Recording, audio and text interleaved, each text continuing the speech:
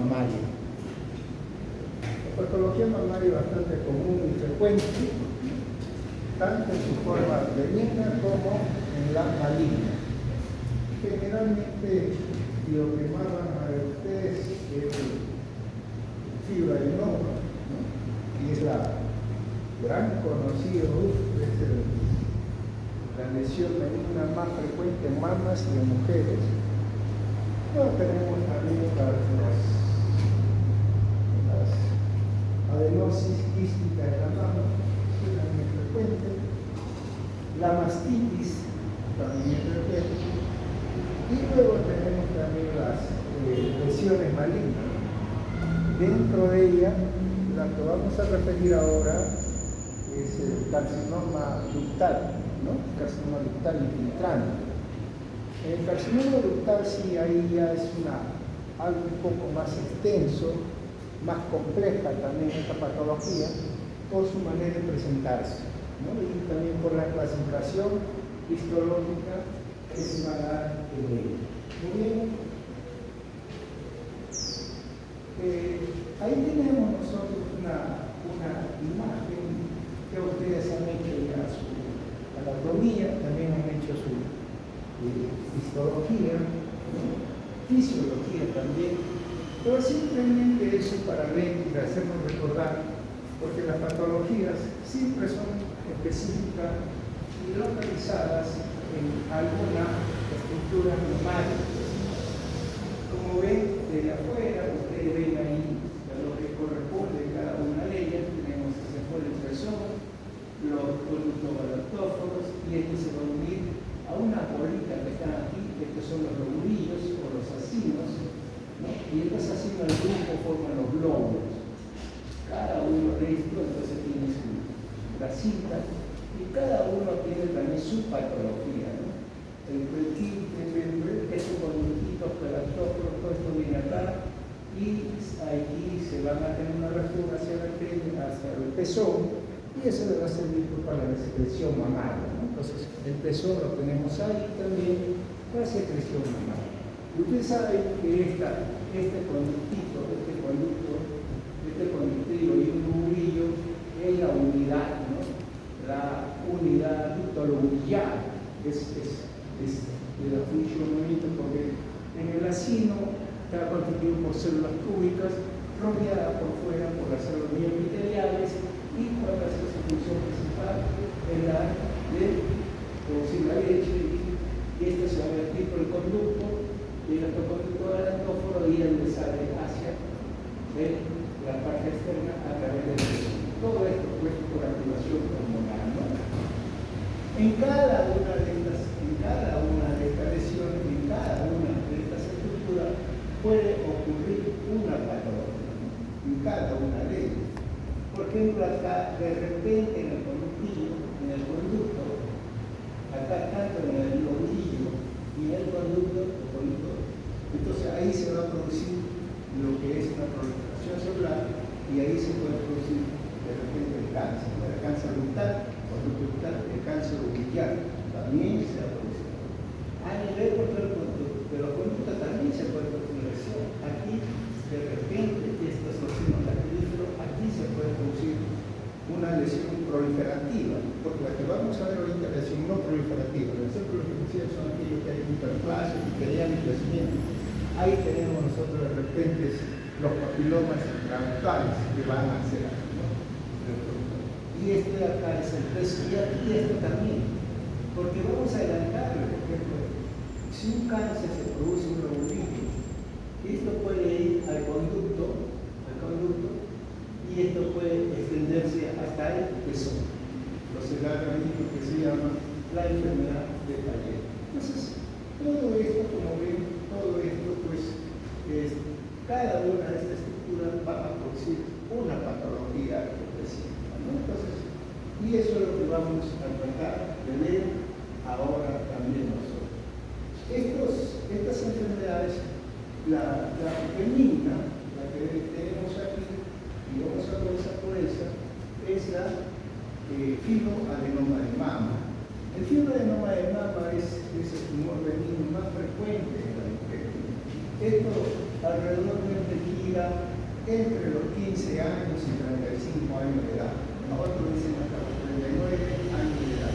Y toda esa vida reproductiva en la mujer es donde vamos a encontrar este tipo de lesiones, ¿no? Son lesiones pequeñas, generalmente, que pueden ir de 1 hasta unos 3 centímetros generalmente, ¿no? Pero pueden llegar también hasta 4 o 5 centímetros. Y algunas veces extraordinariamente, pueden llegar a sobrepasar los 5 centímetros. Pero cuando esto pasa los 5 centímetros, tenemos que tener en cuenta o pensar ya en otro tipo de tumor, de repente un tumor filoide de mama. El fibroadenoma entonces de mama es una lesión bastante frecuente y esto está relacionado mucho con la actividad hormonal. Está relacionado mucho, por eso se dice que esto tiene esta relación actividad hormonal y que esto pues hace que se desarrolle este tumor. Tan es así que en el climaterio, o sea, ya en la menopausia, esto a veces tiende a reducir tamaño o desaparecer el tumor. Generalmente, como es un tumor solamente puesto en las glándulas, en las estructuras blandas, es un tumor movible. Entonces, se va a palpar macroscópicamente como una lesión nodular, ¿no? Algunas veces lisa, otras veces multinovulares, movible, no es doloroso. Este tumor no es doloroso, no es doloroso, entonces es un tumor blando, movible, no doloroso, de consistencia elástica, ¿no? Algunas veces puede ser fibrosa también, pero consistencia elástica y no dolorosa. Claro que algunas veces puede ser dolorosa, sí. A veces puede ser cuando se ha producido una complicación o un proceso inflamatorio adecuado, ¿no? Entonces, y la superficie de corte, como ustedes pueden ver ahí, esta superficie de corte es generalmente de color blanquecino. Es una superficie que forma una especie de estructura nodular. Esta superficie multinodular y la superficie de corte son de color blanquecino con estructura nodular, bien delimitada. Esto está bien delimitadito, toda esta lesión. Acá dice, miren, aquí lo he puesto para que usted vea la diferencia, porque vamos a hablar nosotros del tumor filoide. Entonces siempre el tumor filoide presenta hendiduras más o menos profundas. ¿Cuáles son estas hendiduras? Estas hendiduras que vemos acá, ¿no? Eso a veces, algunas veces, pero esto para que ustedes vean este tipo de macroscopía con estas hendiduras que están en esta formación nodulares y luego las vamos a comparar con las hendiduras del tumor filoide. En el tumor filoide sí eso es característico y bien entendido. Bien, desde el punto de vista entonces, clínicamente, bueno, ya lo hemos visto, clínicamente es lo que es esta presentación que se presenta en gente joven de los 15 hasta los 29 años, es un tumor nodular de pequeño tamaño, ¿no? De 1 a 3 centímetros, no doloroso, consistencia elástica, ¿no? Móvil, y que esto puede ser, y algunas veces lisa, superficie lisa, algunas veces multinodular. Desde el punto de vista histológico, entonces vemos nosotros, miren ustedes ahí, ya tienen la macroscopía, muestra una proliferación, acá por eso se llama fibroadenoma. Aquí es un tumor bifásico, se dice, bifásico, ¿por qué? Porque por un lado hay proliferación del tejido fibroso y por otro lado hay proliferación del tejido epitelial, ¿no? El tejido epitelial está dado por los acinios o por las estructuras glandulares. Entonces, todos estos componentes, ¿no? Es lo que se llama fibroadenoma. O sea, tenemos el tejido glandular y el tejido fibroso. Esas son las características del proceso de bifásico. Ahora, esta característica de presentación tiene también que ver con la proliferación del tejido fibroso. La proliferación del tejido fibroso, algunas veces el tejido fibroso puede respetar, cuando está produciendo, respeta la estructura glandular, tanto su diámetro como su luz, la puede respetar. Entonces, tiene que acá, puede estar respetando, acá igual, acá también, acá igual. Entonces, cuando esto vemos y acá también vemos cuando respeta el tejido fibroso a la luz glandular orbital, Esto se le llama fibroadenoma pericanalicular. Fibroadenoma pericanalicular. Otras veces, esta proliferación del tejido fibroso comienza a entrar hacia esta luz, la distorsiona y la reforma. A veces se forma una elongación, se forma ahí, ¿no? Entonces empuja esta luz y la distorsiona, dando esta. Entonces, cuando comenzamos a sentir la glándula, que aquí ya no la respeta las glándulas, entonces la va distorsionando, ahí se denomina fibroadenoma intracanalicular. Fibroadenoma intracanalicular. ¿Qué significancia tiene para el clínico si es pericanalicular o intracanalicular? Ninguna. No tiene significancia, no tiene nada que ver con, de repente, si esto lo hace más o menos marino, y dicho sea de paso, esto muy excepcionalmente, ¿no? La estereopresina. ¿Sí? Esto evoluciona a una lesión maligna, muy excepcionalmente, menos del 0.1% se ha descrito por ahí. Bueno, entonces tenemos ahí, que está ahí, no tiene mayor relevancia clínica el hecho de que esto sea fibroadenoma intracanalicular o fibroadenoma pericanalicular. Por otra parte, sí, lo que es cuando nosotros vemos acá estas celulitas, la celularidad que hay en el estroma no es escasa, no es una gran celularidad, es escasa. Y aquí hay otra manera que yo quisiera también que recuerden esta celularidad, que es lo que va a ser la diferencial con el tumor pilototenido. Celularidad es escasa, no hay atipia, ¿no? En el estroma, en la célula estroma no hay atipia, no hay mitosis. Entonces, eso nos resuelve el problema de que toda esta lesión es benigna. Entonces, ahí tenemos ya catalogado a toda esta lesión. Vienen ustedes acá, igual, para ver también la estructura de fibroadenoma intracanalicular y pericanalicular.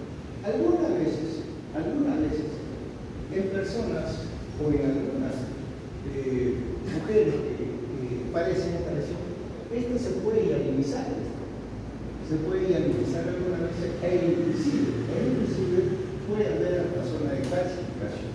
Esto también se puede encontrar o lo pueden leer y ya saben cómo. Vemos ahí cómo es la estructura glandular. Siempre ustedes saben que son dos tipos de células, unas células internas que son células cúbicas y las que están periféricas, las células mioepiteliales.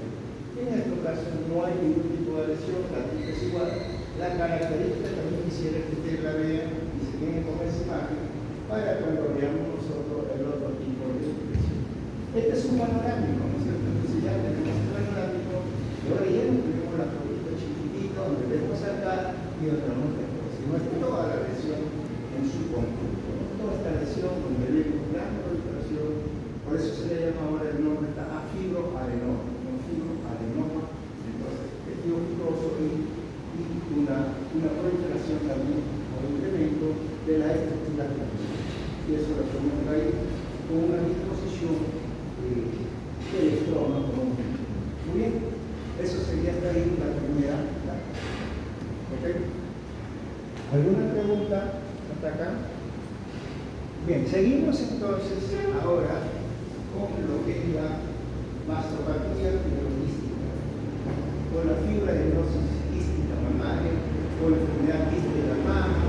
Tiene una serie de nombres también esta lesión, más conocida a veces como mastopatía fibroquística. Yo creo que en su día está como fibroadenosis mamaria, fibroadenosis quística mamaria. Todos estos nombres son muy similares.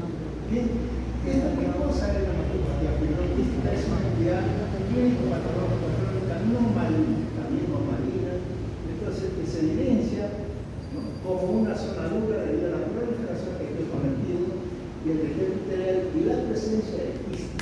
Entonces, esto por el clase de cosa. Entonces, eso de ahí su nombre. Entonces, fibroadenoma, ¿no?, mastopatía fibroquística, tejido fibroso y cavidad quística. Ahí ya comiencen ustedes también a pensar, ¿no?, que esto es así. Aquí también se dice que esto se le relaciona mucho, a pesar de que la etiología en sí no es bien conocida, pero sí se le relaciona que tiene cierto tipo de actividad hormonal. Esto sí porque actividad hormonal, sobre todo está relacionada con el estrógeno, y que esto se va a caracterizar también. ¿Por qué? Porque esto muchas veces tiene dentro del cuadro clínico puede presentar un cuadro cíclico, ¿no?, una presentación cíclica a aquellas personas que padecen este tipo de obesidad. Muy bien, es muy frecuente, a veces afecta a más del 50% de las mujeres entre los 35 y 49 años. Entonces ustedes ven acá, ya no se presenta. En algunos pueden de repente leer que se puede presentar también a partir de los 20 años. Pero generalmente ese es el punto en que se presenta entre 35 y 49 años. Generalmente se sitúa en el cuadrante superexterno, casi como todas estas lesiones se van a localizar muchas veces en eso. Entonces, y aquí es donde da a veces la presentación, ¿no?, de un nódulo, a veces puede ser de diferentes canales, pero también son pequeños, ¿no?, y que esto pues también puede presentar formaciones quísticas o palparse estas formaciones. Dentro de su teoría, dentro de su fisiopatología, el exceso de estrógeno conduce a la coloración del epitelio de las unidades lombriales del conducto terminal e induce a la fibrosis estomacal. La fibrosis de la proliferación epitelial puede provocar la obstrucción de los conductos asesinos y esto conlleva pues a una evolución a formación quística. Pues esta formación, esta hiperplasia o de tejido, entonces hace pues que haya una dilatación y encontremos la dilatación de todas esas estructuras.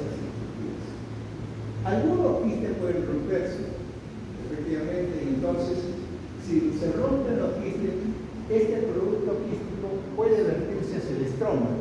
El estroma es fibroso, ¿y qué conlleva eso? A un proceso inflamatorio. Entonces ya tenemos fibrosis, formación quística y también tenemos componentes inflamatorios, ¿no? Entonces eso hay que ver. Y también hay otras cosas que podemos también decir dentro de estas, ¿no?, entonces, características. Dentro de esto nos va a dar unas características clínicas, como le dije, que esto muchas veces está en relación con el ciclo menstrual. Y lo primero que llama la atención en las pacientes o las mujeres que sufren este tipo de lesión, que son unos nódulos mamarios, igual, muy similar a los nódulos mamarios a lo que vamos a ver en el fibroadenoma. Pero esto tiene una característica, ¿no? Estos nódulos mamarios, que también son bien delimitados, ¿no?, producen dolor. Y ese produce dolor. Esto muchas veces se encuentra en ambas mamas o en algunas de ellas. Y este dolor tiene cierta característica. Y esto generalmente está asociada al ciclo menstrual. Y sobre todo se asocia toda esta tumefacción, todo este dolor, ¿no?, antes de la menstruación. Entonces, ¿qué es lo que pasaría acá? Pasaría de que cuando se llega al ciclo, cuando se llega a la fecha del ciclo menstrual, en la fecha de ovulación, entonces la mama se comienza, hay una tumefacción en la mama. Y esa tumefacción ocasiona este dolor. Entonces hay una pequeña hinchazón de la mama, una tumefacción, y ocasiona este dolor. Y este dolor, a veces, muchas veces muy sensible, al roce o al calor, presentan esta dolor, ¿no? Entonces hay una hipersensibilidad que presentan ahí.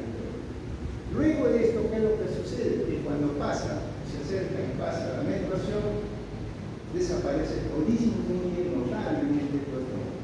Por eso que dice después, no hormonales palpables asociado con dolor e induración de consistencia desigual. Claro que sí, porque a veces hay quistes que son blanditas y otras fibrosas que son un poco más indurables. Hipersensibilidad manifiesta, ¿no?, que se manifiesta con el dolor cíclico y sensación de hinchazón. las manifestaciones pueden desaparecer cuando finaliza la menstruación. Generalmente es bilateral, aunque una mama puede verse más afectada que la otra. Entonces también, toda esta característica clínica llama la atención de estos tipos de pacientes. Algunas veces, bueno, aquí, cuando vemos esto, este cuadrito se lo dejo ahí para que ustedes vean, porque esto les sirve también para ya diferenciarlo con esta otra patología, ¿no? Diferenciarlo ahí, por ejemplo, en fibroadenoma y mastopatía fibroquística. Entonces tenemos ahí la mastopatía fibroquística, entonces ¿se puede definir? Sí se puede definir, uno lo puede definir, es una formación, y la otra está mucho más definida, porque ya es un ovulito fibroso, ¿no? Entonces la cual uno puede definir. La otra, a veces porque tiene una parte blanda y una parte que es una parte quística y otra parte fibrosa, pero sí se determina y se puede definir. El dolor, entonces, habíamos dicho que el fibroadenoma no es doloroso, en el caso de la mastopatía fibroquística sí es doloroso. La menstruación se relaciona también con el ciclo menstrual. El fibroadenoma no se relaciona con el ciclo menstrual. Bien, entonces, en cuanto al tratamiento, eso ya lo verán después, algunas veces se recomienda, pero si no, solamente aquí es cuando hay cierta sospecha, ¿no? Ya el médico, el oncólogo o el ginecólogo, diga ese que tiene que deliberar después de los estudios, porque generalmente a veces no es necesario, simplemente una función se trae el hígado, el líquido, y entonces con eso se mejora, ¿no? Pero algunas veces esto puede producir cierto tipo de calcificaciones y entonces la sospecha viene, ¿es benigno o es maligno? Cuando hay cierta sospecha, e inclusive con la radiografía también se le da los tipos de radiografía y con eso ya puede determinar, ¿no? Entonces puede haber secreción, algunas veces puede haber secreción también. Entonces, esto es lo que se ve y esa es la característica fundamental que puede existir. Entonces vemos nosotros que es un tejido mamario heterogéneo, ¿no? Se puede palpar y la superficie del corte es un tejido fibroso. A veces, muchas veces, cuando estos quistes van a presentar un color medio marrón o medio parduzco y la cúpula del quiste, la superficie en sí, se va a presentar como un tejido de color azul. Por eso se le llama a veces muchas veces estos quistes tejido de cúpula azul, por el contenido que tiene esta parte. Muy bien, entonces todas estas características macroscópicas es lo que va a diferenciar, ¿no? Tejido mamario heterogéneamente fibroso y equilibrado, de color blanquecino, firme, gomoso, con presencia de quistes. Los quistes varían de tamaño y transparentes, no abiertos o con una forma de cúpula azul. Entonces, y así es como se ve esa coloración y ese efecto azulado que se le da a esta quiste. Desde el punto de vista, entonces, histológico, vamos a ver, entonces, lo primero, ¿por qué se le llama fibroadenoma, ¿no? o mastopatía fibroquística? Entonces, ahí para que no se olvide también, todo está ahí visto, ¿no? Entonces, mastopatía fibroquística, bueno, ahí están los quistes, los conductos orbulinos dilatados, revestidos por un epitelio público. Entonces, ya hemos visto esto, presencia de quistes, ¿no? Presencia de quistes revestidos por un epitelio público. Hasta ahí, muy bien. ¿Qué otra característica? Pero miren ustedes también acá, quistes de diferentes tamaños, compromiso inflamatorio también. Y acá, recuerden esto, que hay una superficie que va a recubrir epitelio cubierta con otro colorcito. Vamos a llegar a eso. Cuando estas lesiones son de mayor tamaño, entonces son macroquistes, cuando son mayor de 3 milímetros, menor de 3 milímetros son microquistes, ¿no? Bien, tenemos ahí entonces otra característica. El epitelio que cubre esta quiste, ese epitelio normalmente es un epitelio cúbico, ¿no? Pero algunas veces este epitelio puede sufrir cierta transformación. El epitelio entonces puede ser más acidófilo, el citoplasma mucho más amplio, el citoplasma finamente granular, ¿no? Entonces aquí todo esto se le va a llamar la presencia cuando este epitelio cubierto se hace con un citoplasma amplio, un citoplasma acidófilo, finamente granular, con agranamiento nuclear y nucleolos. Esto ya es una metaplasia. Y es lo que se denomina la metaplasia apocrina. Metaplasia apocrina. Miren ustedes en relación con el epitelio acá y miren cómo se ve la otra lesión. La metaplasia apocrina es otra característica también de que va a presentar esta lesión. Muy bien, allá tenemos entonces quistes, formación quísticas, algunos quistes con metaplasia apocrina. La otra es la adenosis. Todos estos lobulillos, ¿no? Estos lobulillos mamarios pueden también, con este proceso, pueden incrementarse, ¿no? Pueden multiplicarse. Y al multiplicarse es lo que nosotros conocemos como adenosis. Aumento del número de los lobulillos revestidos por células columnares, que es lo que va a hacer. Entonces, esto es la presencia de los lobulillos y esto es la adenosis. Entonces, tenemos ya tercera característica aquí, que es la adenosis, ¿no es cierto? La adenosis. Aquí también ya podemos ver también el estroma, a veces polarizado, y algunos puntitos inflamatorios. Habíamos dicho también de que cuando se rompen estos quistes, entonces puede ser libre, puede ser vertido al estroma y puede provocar procesos inflamatorios. Fibrosis estromal, lo ven ahí. Y mastito producido por ruptura de quistes. Son otras características. Entonces, comento, en cada una de las láminas ya tienen descritas, por lo menos, qué cosas es lo que van a caracterizar cada uno de ellos, ¿no? Entonces, ya podemos entonces ver aquí este panorámico, donde ya podemos ver en su totalidad macroquistes y microquistes, ¿no? Con presencia de una proliferación de tejidos fibrosos, la formación de pequeños poquitos de adenosis normal, metaplasia apocrina, fibrosis y todo lo demás. ¿Preguntas? También igual, para ver todas estas características de esta expresión mamar.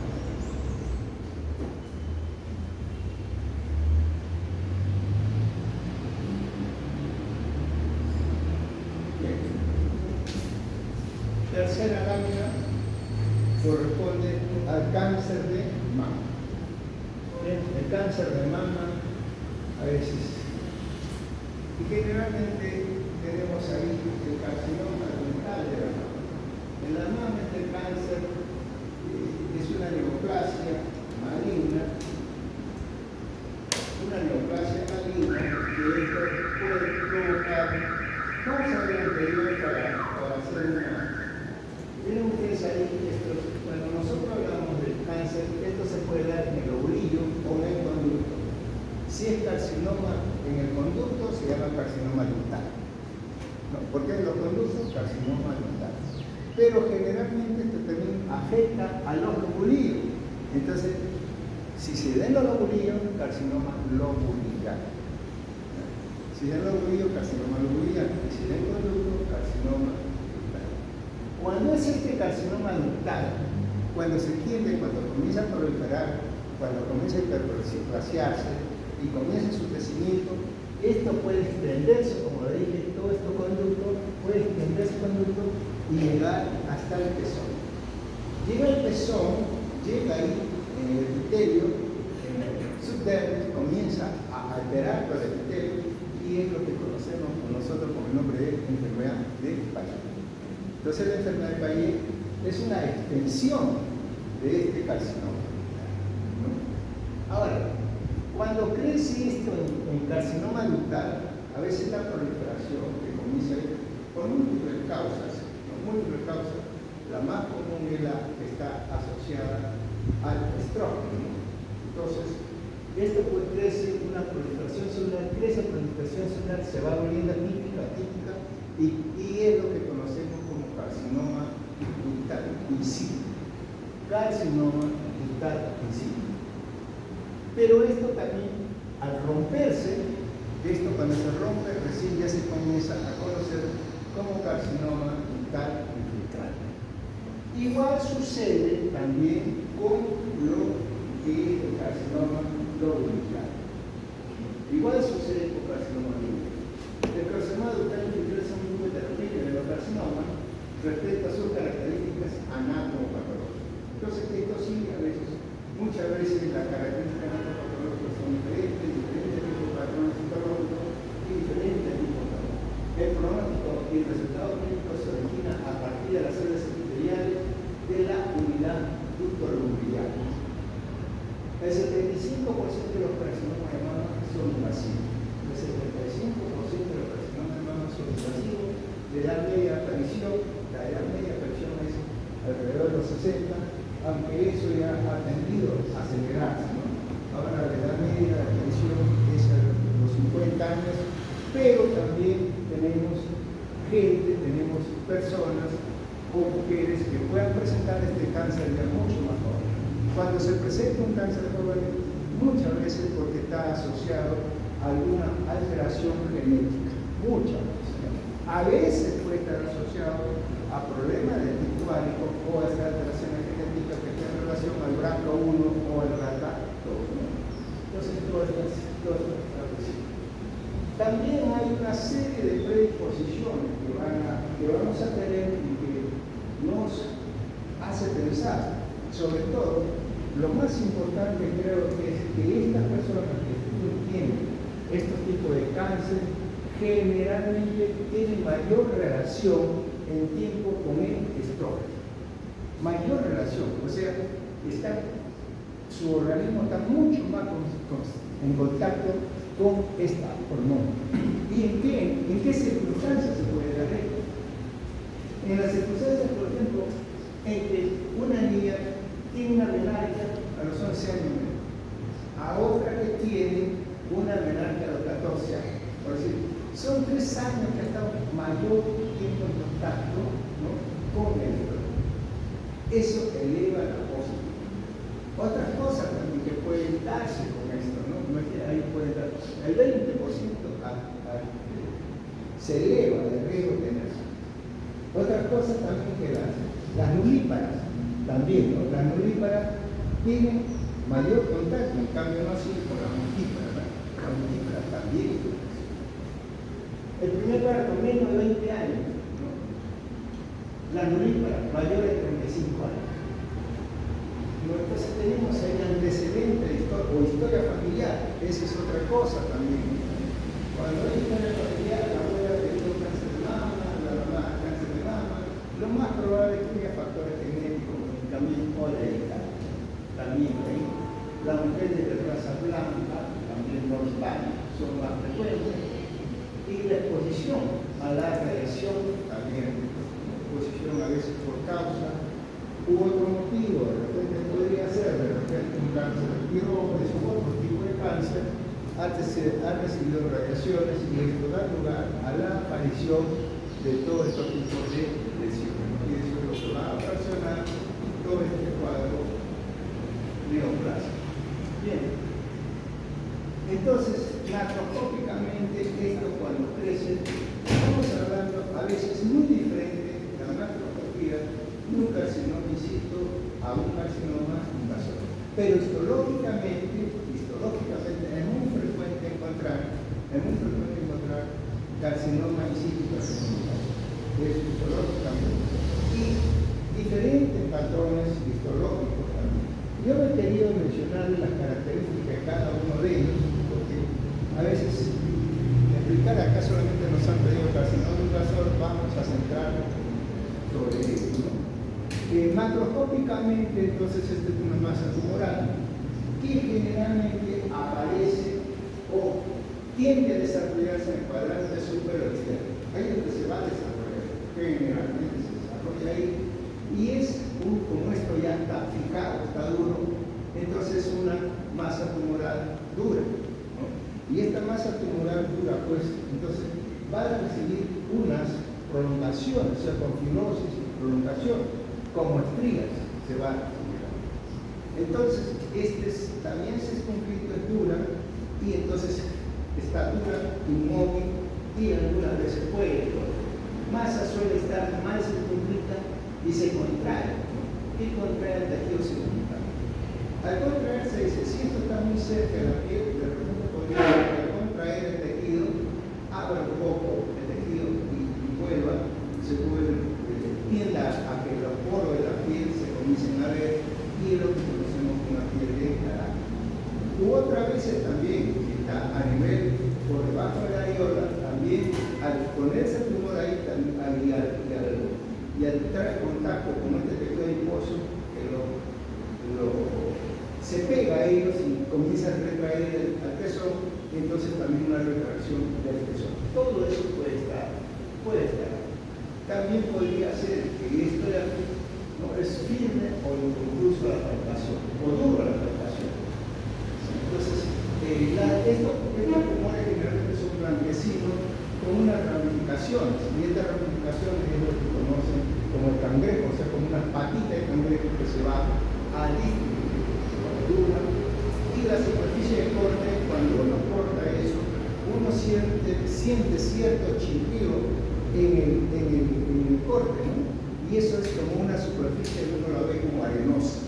Ahí se ve y se nota cuando usted, si tiene la oportunidad de ver un tumor de esto, ¿no? Cuando se corta unos granitos dentro de esto como si fuese arena. Algunos tumores pueden ser más grandes, pueden presentar hemorragia, necrosis o degeneración quística también, ¿no? Entonces estos tumores y pueden llegar, depende ya de la característica del cuerpo.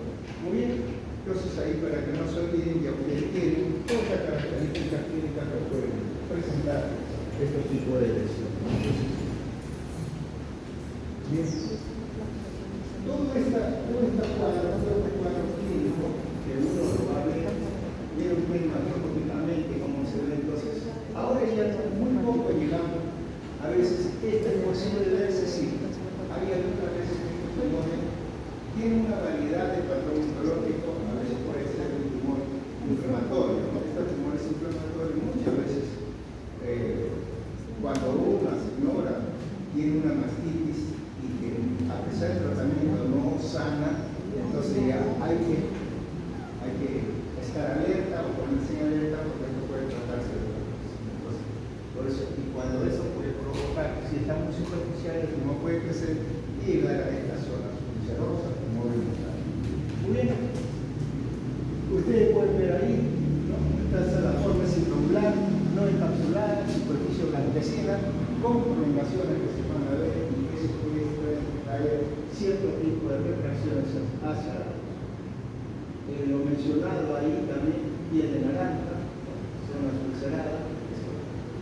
El diagnóstico antes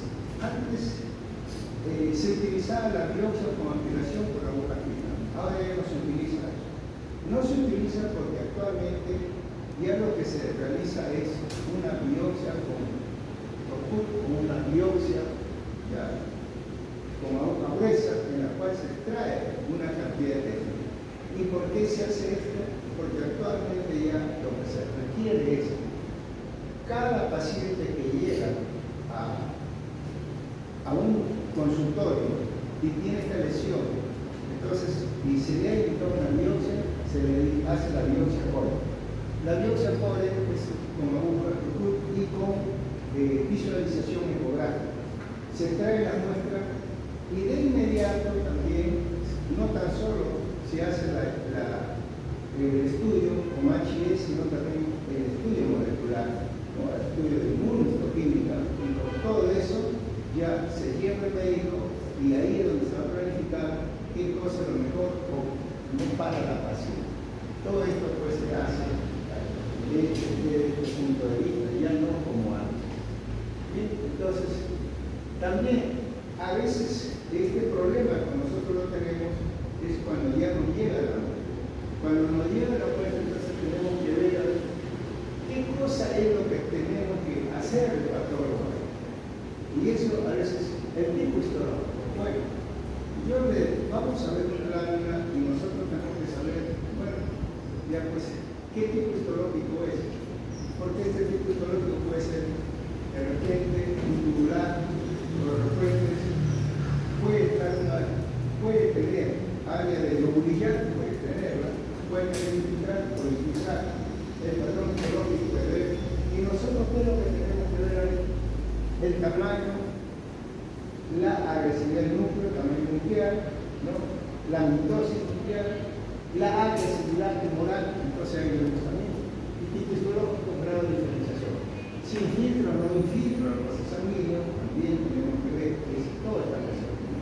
Los márgenes, cuando esta lesión pequeña, por lo menos tiene que estar sobre 10 milímetros, ¿no?, del margen. Entonces también para ver, no tenemos que ver.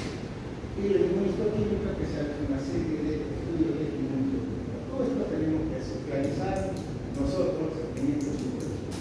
Miren ustedes los cánceres invasores que puede haber. Puede ser esto, a veces, puede ser una serie de patrones, como el patrón lobulillar, molar, sinuoso, nodular, secundario, papilar. Entonces, son una serie de patrones histológicos que tenemos que tener en cuenta. Lo primero que hacemos nosotros cuando nos llega esta biopsia es, a veces, haya carcinoma. ¿Qué carcinoma? Carcinoma ductal infiltrante o carcinoma lobular infiltrante. Y si no lo puedo diagnosticar, si no lo puedo especificar, entonces carcinoma nóxico. Entonces, de repente nóxico. Los carcinomas infiltrantes de ningún tipo especial, el NST. Entonces, a veces eso ya queda a ver patólogo, que es lo que tiene que diagnosticar. Por eso yo solamente quiero a ustedes todo esto para mencionarles, y aquí yo le voy a decir, porque esta acá tendría que decirle a ustedes ya, tengo que hablar del grado histológico, tengo que hablar si es bien diferenciado, moderadamente diferenciado, o pobremente diferenciado. El bien diferenciado que es tubular, o sea, generalmente son túbulos, que es lo que más se aprecia. El moderadamente diferenciado hay tubulosis, y de repente hay columnitas, y esa columnita, ¿qué me parece? Eso me parece pues a un lobulillar. Entonces, ¿por qué? Porque tranquilamente en estos cánceres puede haber carcinoma ductal infiltrante y carcinoma lobulillar. O sea, puede haber una vinculancia, y eso es lo que tenemos. Entonces, por eso, es una, aquí, por ejemplo, tienen ustedes, ¿cómo se ve? La característica nuclear. Grado nuclear, ¿qué grado nuclear es? 1, 2, 3, o sea, moderado o severo, ¿no? Grado histológico, ¿qué cosa es? Entonces, también no quiero llegar a eso, simplemente a la definición que yo quisiera que ustedes pongan es una proliferación de células ductulares malignas. Eso es proliferación de células ductulares malignas, ¿no?, que pueden ser bien diferenciadas, moderadamente diferenciadas o pobremente diferenciadas. Entonces son gran proliferación de entonces, aquí bien diferenciado tubular, gritón, fibrosis, moderadamente diferenciado, hay que verlo, pobremente diferenciado. Ahí está la característica, pero no quisiera que ustedes eso para que ustedes vean nada más, pero es para mí suficiente que esto diga que hay una proliferación de células, ¿no?, tubulares malignas, bien diferenciadas, moderadamente diferenciadas o pobremente diferenciadas. Eso es lo que pueden ser.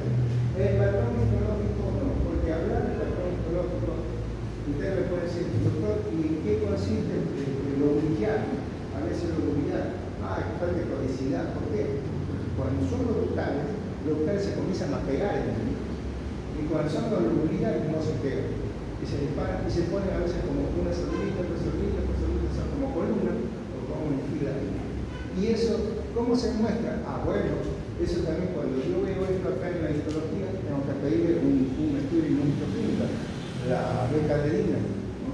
Y eso pues entonces a veces podría ser, ¿no?, positivo o podría ser negativo. Bien. Otra cosa también, cuando esto ya hemos llegado a un estudio, ya sé qué cosa es, entonces hay que pedirle la inmunistoquímica. Y en la inmunistoquímica, ustedes saben que esto puede ser receptor de estrógeno. ¿Qué es el receptor de estrógeno? Receptor de progesterona, ¿no? R2, y se le pide también Ki-67.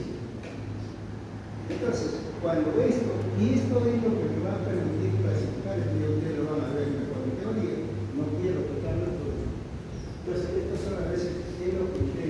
conocer como un carcinoma del tracto luminal. Luminal 1 o luminal A o luminal B.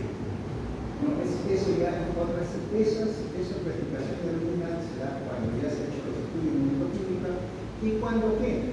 Cuando esto luminal A presenta de repente estrógeno positivo. Y aquí presenta el ER2 negativo. Estrógeno positivo por ventaja negativo y el ER2 negativo. Entonces, eso es. Y eso es un bien diferencial. A diferencia pasa cuando es un luminal B o el grado 2. Entonces, aquí también puede ser que sea uno de ellos negativo y esto puede ser positivo, el ER2. O la otra cosa también puede ser que sea un triple negativo. Y si es triple negativo, entonces la situación cambia, ya no se puede dar el tratamiento. Esta paciente tiene que darle radioterapia o tiene que darle quimioterapia, porque no hay otro tipo de tratamiento que pueda hacer. Y también la malignidad es mucho mayor. Entonces, todas estas son situaciones que se van a dar, solamente la menciono para esta la proliferación es lo que nosotros hacemos. Valoramos el núcleo, valoramos la mitosis, valoramos en sí todo el patrón histológico. Por eso es gran proliferación de células vasculares malignas. Esta actualmente es bien moderada por el diferencial y como eso más que suficiente. ¿Puede tener tromboembolia muscular? Sí, puede. ¿Puede tener perversión peritoneal? También puede tener. Igual también. Ni siquiera le he puesto a veces patrón cronocosóide, patrón cronopiriforme, patrón encomedo, carcinomas. Eso ya, si se realiza en teoría, bueno, pues se lo digo. Pero acá, lo que nos muestra la lámina no nos muestra esas cosas, no tengo por qué tampoco decirles lo que no se ve. Bien, entonces tenemos todas las estructurales, la zona tumoral, hombre, y mamá. Igual también, bien. La otra lámina, aquí en estos dos casos vamos a tener tumor filodes, y el tumor filodes benigno y tumor filodes maligno. El patrón patógeno es lo mismo, así que no vamos a hacer un tumor filodes benigno y después repetir lo mismo al tumor filodes maligno. Lo único característico de esto es muchas veces el crecimiento, el rápido crecimiento que se puede dar. Y también la presentación, cómo que se puede presentar. El tumor filodes en general, también conocido como citosarcoma filodes, es una masa típicamente grande de rápido crecimiento que se forma a partir de la célula del estroma perivital de la piel, constituye menos del 1% de los cánceres. Menos del 1%. Entonces no es un tumor frecuente. Entonces es un tumor bastante raro, pero que se puede dar. Bien, la aparición es más común entre los 35 y 55 años. Antes, muchas veces ponen ahí la menopausia. Predominantemente estos tumores se van a presentar en personas mayores, adultas, ya mujeres adultas, y lo más característico es el crecimiento, es lo más característico que se puede presentar. Tan es así que ustedes pueden ver de repente, alguien puede tener, o llega a su consultorio, una señora tiene un tumorcito de 2 centímetros, y hay un fibroadenoma, déjenlo ahí, no lo toquemos, ¿para qué lo vamos a operar? Entonces vamos a ver y vamos a chequear con algo, a controlar. De repente pasan unos 6 meses y no tiene 2 centímetros, tiene 4 centímetros, tiene 5 centímetros. Y si pasan 2 meses más, mientras está preparando todo eso, sigue desarrollando. Entonces sería otro tipo de lesión. Y esa es la característica de la característica de eso es el crecimiento rápido del proceso. Sí. Por eso la patogenia es, o sea, cómo se desarrolla el tumor, es así. La diferencia está entre uno es benigno y el otro es maligno.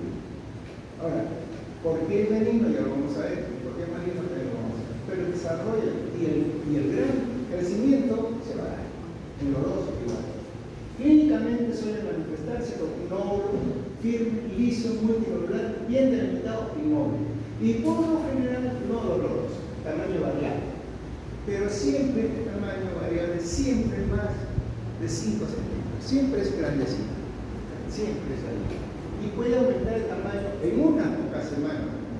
Entonces eso también llama la atención bastante en estos tipos de lesiones. Pero que se presentan muchas veces, se presentan ahí. O sea, si yo lo veo, si yo estoy hablando de este tumor filoeste, ¿no? Y este tumor filoeste, ¿qué me está describiendo hasta ahí? Nódulo, firme, liso, muy tubular, a veces bien delimitado, móvil, que estoy hablando de fibroadenoma de mama. Entonces, clínicamente muchas veces se parece a un fibroadenoma de mama cuando es benigno, ¿no? Y por el tamaño llama la atención y el crecimiento también llama la atención. Por algunos médicos, cuando tienen fibroadenoma de mama, unas señoras a veces lo estudian y lo dejan ahí, no, ¿para qué se va a operar? Salvo ellos ya, y las señoras o señoritas quieran operarse, pero algunos, miren, histológicamente se caracterizan. Histológicamente estos tumores filosos se caracterizan por borderline y maligno. Ahí tenemos, ya comenzamos a ver estas dos partes ya en forma paralela, ¿no? Y estas dos partes paralelas, es decir, como venimos, son poco pleomorfismo celular y mitosis. Poco pleomorfismo, poca mitosis. En principio, esta lesión no tiene nada que ver con la glándula mamaria. Esta lesión se da en el estroma mamario. Va a comenzar ahí. Esta es una lesión, el tumor filoide se va a dar en el estroma mamario. Ahí es donde estamos. Venimos, poco pleomorfismo celular y mitosis. Entre estos sabemos que el 60 y 75% de los casos son benignos. Entonces ya sabemos, gran parte de estas cosas son borderline. El borderline hay un pleomorfismo celular y mitosis intermedia. El estroma es heterogéneo y esto se va a presentar entre el 12 y 22%. No poseen las características de malignidad, y esta característica de malignidad generalmente está relacionada ¿en qué? Está relacionado al número de mitosis que se puedan encontrar. Y maligno, marcado por pleomorfismo celular, márgenes infiltrantes y estroma francamente de aspecto sarcomatoso. Se va a encontrar entre el 10 y el 15% de toda esta lesión. Entonces con eso ya yo tengo, ya estamos estudiando entonces las dos cosas, los dos tumores paralelos, benigno, borderline y maligno.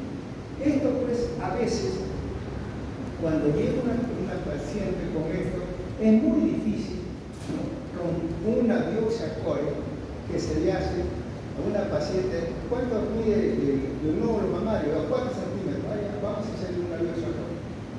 En la biopsia core nosotros no podemos decir. ¿Por qué? Porque si hay un estroma celular, a veces también hay cosas curiosas, los fibroadenomas celulares. Entonces, fibroadenomas celulares, a veces, ahí es donde nosotros tenemos un poco de problema en el diagnóstico final. Mejor en la cirugía, la evacuación tumoral. Muy bien, entonces todo esto vemos, pues, como es, a veces hay una sospecha clínica de tumor filoide ante una masa palpable, ¿no? El crecimiento acelerado, multilocular. El tamaño mayor de 2 centímetros puede ser también, porque no necesariamente tiene que tener 5 o 6 centímetros, puede tener 4 o 6 centímetros en contrario. Raramente son ulcerados o se fija la pared torácica.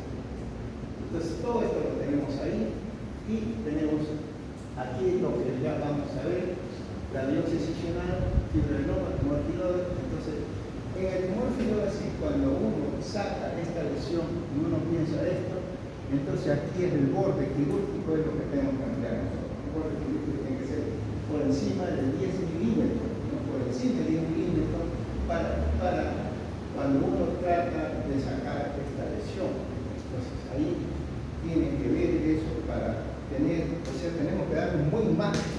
¿Por qué? Porque si no le damos un buen margen, esto puede residuar y puede crecer. Entonces, por encima, eso es lo que se tiene cuando uno. Muy bien. Entonces tenemos ahí, miren ustedes, un tumor filoide, el crecimiento es mucho mayor, ya no es un crecimiento como uno suele ver en un fibroadenoma de mama, sino el crecimiento es mucho mayor. son masas tumorales lobuladas bien definidas con bordes llenos de protuberancias. A eso es lo que me refería estas hendiduras, como se ven acá, como se ven bien marcadas, ¿no? Cuando uno ve esas hendiduras, entonces, caramba, esto no es. Y el otro la habíamos visto en zona blanquecina, ¿no? Con aspecto fibroelástico, como una muestra nada más de estas hendiduras. Acá no, acá son bien marcadas estas hendiduras, y eso es lo que llama la atención, ¿no? El tamaño frecuentemente es más de 4 centímetros, no doloroso, rápido crecimiento, que provoca desgastamiento de la piel, dando lugar al característico, bueno, retículo venoso. ¿Qué es lo que hace este tumor? Comienza a crecer y comienza a aplastar los vasos, a aplastar la parte superficial.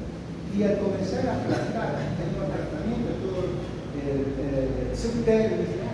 y la dermis profunda, entonces aquí se ven unas estrías venosas. Eso comienza a ser manifiesto. Desde el punto de vista histológico, miren ustedes esta característica que tiene. Entonces ya no está, también acá el linfático también. Mira, patrón de crecimiento intracanalicular. Entonces cuando entraba el tejido fibroso y penetraba en toda esta estructura glandular. Patrón de crecimiento intracanalicular. Las células estromales se empujan, distorsionan el epitelio y generan unos espacios tipos hendiduras, ¿no? Tipos hendiduras van a generar los espacios. Similar a la sopa. No similar a la sopa, porque es un patrón de crecimiento pericanalicular. Entonces, todo por eso que se llama filodes, porque esta estructura, este patrón de crecimiento, la hace recordar como si esto fuese una hojita. Por eso se le llama el tumor filoso, ¿no? Por esa estructura que le da de crecimiento que vamos a ver. Igual, ahora, la otra cosa, miren ustedes, la celularidad es mayor. Entonces, la celularidad del estroma es mayor y presenta atipia, sí presenta atipia. Atipia en estos casos es leve. Algunas zonas, a esto me refería de repente acá yo digo, bueno, hacemos la biopsia y encontramos una zona poco celular. ¿Qué nos hace recordar esto? Nos hace recordar simplemente un fibroadenoma del mapa. No vemos mayor alteración, no lo vemos. Entonces, eso nos puede hacer, de repente, hacer un mal diagnóstico, ¿no? O un falso negativo. Bien. Al microscopio. ¿Qué es lo que muestra el microscopio? Las secciones muestran una proliferación estromal con proyección intracanalicular en un patrón similar a una hoja, cubierto por el epitelio bucal del mismo y una capa de células epiteliales. La proliferación estromal es de baja celularidad y las células estromales muestran atipia libre. La mitosis estromal y el crecimiento excesivo del estroma no son llamativos, no son prominentes. Hay celularidad, hay atipia, pero no hay una atipia marcada. La celularidad, ¿cómo es que difiere de un fibroadenoma? Difiere un fibroadenoma por esta estructura, ¿no? Por esta estructura loca, por esta característica que tiene del estroma de ser intracanalicular. Sin embargo, este de acá, de repente nos hace recordar simplemente un fibroadenoma intracanalicular, nada. Entonces eso tenemos que ver acá, por ejemplo, hay un fibroadenoma de celular, perfecto, pero también no voy a encontrar atipia, pero acá sí. Acá yo encuentro atipia y encuentro escasa mitosis. Eso es lo que nos puede dar y orientar. Este es el tejido ductal con su fibra mioepiteliales y con su epitelio que está aquí. Y lo constituyente es el estroma. Miren ustedes en estas zonas, ¿no? Escasa celularidad. Muy atipia, escasa, casi no hay atipia. Este es un panorámico para ver también la misma característica en la cual se denomina. Ustedes seguramente le van a tomar esta foto, le va a tocar, y entonces es por la característica, todo lo que es un tumorito. La celularidad es marcada también ahí, y ahí es simplemente por hacernos recordar que hay áreas que a pesar de encontrar estas zonas, encontramos también electromas, ¿no? Poco celular o con escasa celularidad. A diferencia de lo que es el tumor maligno, entonces eso también crece, también tiene un crecimiento bastante rápido, y esto, habíamos dicho que esto podía crecer en la mama, ¿no? Y podía crecer ahí, y esto, conforme va creciendo, entonces va comprimiendo la superficie de la piel. Habíamos visto antes solamente unas estrías vasculares. Esta estría vascular puede hacer mayor presión, y entonces todos estos vasos que están dilatados, entonces pueden producir zona de isquemia. Al producirse en una zona de isquemia en la piel, entonces indudablemente aparatando en relación a esta isquemia que le lleva a una zona de necrosis, una zona de isquemia, una zona de necrosis alta ulcerada. Entonces, eso es lo que es una masa tumoral de crecimiento rápido, bien delimitado, sin retracción de la piel. Ojo, no hay retracción de la piel. Con áreas ulceradas, con necrosis por compresión. Superficie con lobulaciones, color, acá lo tenemos, toda esta superficie corta, con lobulaciones, ¿no? De color blanco, amarillenta o hendidura, pero sin una cápsula verdadera, o sea, no está, definitivamente no está en cápsula. Entonces, hay muchas veces áreas que pueden ser sanitarias, con áreas hemorrágicas también puede ser. Algunas veces son encefaloides por este aspecto que presenta, ¿no? Parece pues, parece como si estuviésemos viendo la superficie de un encéfalo. Eso es lo que caracteriza a esta lesión. Muy bien, entonces, y eso también la diferencia que hace, pero el resto, el crecimiento mucho más rápido, y la atención. Aquí tenemos esto para que ustedes vean, y este es un cuadrito que sí le va a permitir conocer ya cuándo es benigno, cuándo es maligno o cuándo es órgano, con esa característica todo. Entonces, la hipercelularidad estromal, mire, en benigno, en modesto baja. En el borderline también, pero en lo maligno es marcada hipercelularidad. Pleomorfismo nuclear, poco moderado, muy marcado pleomorfismo. Mitosis. En el benigno, menos de 5 mitosis por el campo de aumento. En la intermedia de 5 a 10 y en maligno más de 10. Entonces ya comenzamos a ver la gran cantidad de mitosis que puede haber. Los márgenes, bien circunscritos, intermedio y margen, son invasivos muchas veces. Entonces la textura estromal también en el maligno marcado sobre crecimiento del estroma. El estroma es lo que nosotros vamos a ver ahí, porque ese es un tumor del estroma. Aquí es lo que tenemos. Y ahí es donde vamos a ver nosotros. Por lo menos ya tenemos ahí. Y podemos saber, miren ustedes, la celularidad. El comportamiento es igual. La forma también de comportamiento intracanalicular también. Pero ¿qué cosa es lo que llama la atención? Es la gran celularidad del estroma. El diagnóstico lo va a dar entonces la celularidad estromal y la atipia nuclear que nosotros vamos a encontrar. Entonces, igualito, el comportamiento va a ser igual. Miren ustedes acá. También tenemos algunas áreas que nos hacen recordar como fibroadenoma, ¿no? Percanalicular o intracanalicular, los canales y siempre la gran celularidad que tenemos en esta zona. Bien, igual también este es un tejido adiposo. Aquí tenemos área todavía de tejido mamario, todavía conservado, pero vamos a ver cómo se va. Sin embargo, hacia allá tenemos ya zona de tumoración. Zona de tumoración. Entonces tenemos que ver las expresiones. Ya en un acercamiento, entonces miren ustedes cómo se ven hacerlo, cómo se ven los núcleos, pleomórficos, hipercromáticos, atípicos, ya todo esto es tumoral. Por eso que a esto se le llama sarcoma piloso, porque se le llamaba. Ese era el nombre. ¿Por qué? Por las características histológicas que tenía el proceso. Y pueden ver ahí, este es el producto mamario. El producto mamario no tiene nada, ¿no? No tiene nada que ver. Todo esto no tiene nada, sino todo está muy de las células, son grandes, cruciformes, con vaporas intranucleares, con nucleolo bastante prominente, todo sello, con mitosis también que van a presentar. Entonces todo esto es el tumor piloso espumoso.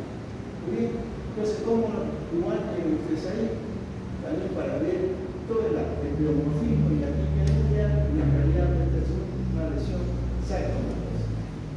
Describiremos, entonces si uno lo quiere describir, ahí también lo tienen descrito, ¿no? Donde muestra todas estas características histológicas, ¿no? Entonces,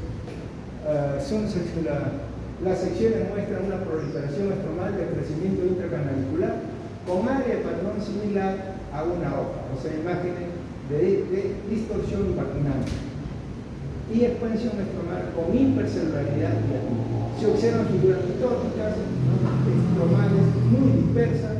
El tumor está en gran parte circunscrito con bordes infiltrativos focales. Se puede observar cambios superplásicos con núcleos agrandados y vesiculares y nucleolos visibles. Entonces, toda esta característica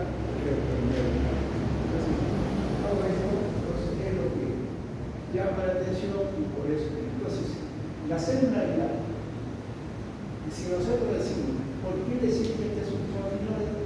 El tumor filoide es normal y ahí es donde está la intracelularidad y la atipia marcada que va a presentar. Este es un panorámico, me lo va a mostrar, pero siempre ya conociendo todo esto, nos llama la atención lo gran punteado que hay ahí y que eso es característico de esta lesión. Igual también la celularidad estromal, ¿no? Y ya se puede ver esa presencia de esa célula fusiforme, ¿no? Como si fuese un sarcoma. Y con eso acabamos esta sesión.